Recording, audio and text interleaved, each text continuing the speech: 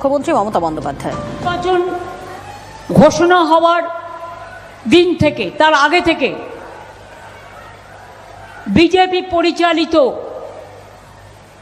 যে vanish commission আছে, BJP vanish washing machine commission, তারা মানুষের ওপর অত্যাচার করবার জন্য যারা এলাকা চিনত, অনেক অফিসারদের, প্রায়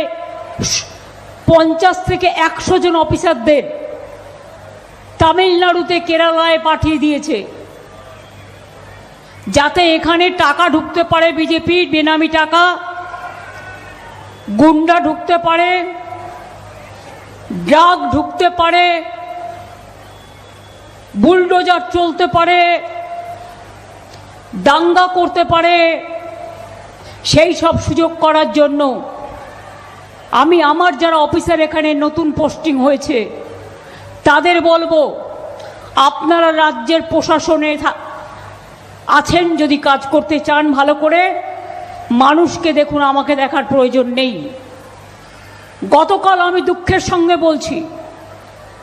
রামনবমী আমাদের ছেলেমেয়েরাও করে, নবরাত্রি আমরাও করি, দুর্গাপূজা আমরাও করি, কালী পূজা আমরাও করি, ছট পূজা আমরাও করি, বড়দিন আমরাও পালন করি, ঈদ আমরাও পালন করি, সব ধর্ম বর্ণ মিলিয়ে, সে হিন্দু হোক, সে মুসলমান হোক, সে শিখ হোক,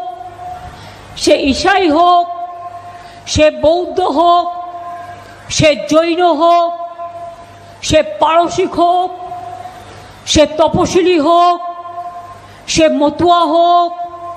সে বাউরি হোক, সে বাগদি হোক, সে লোধা হোক,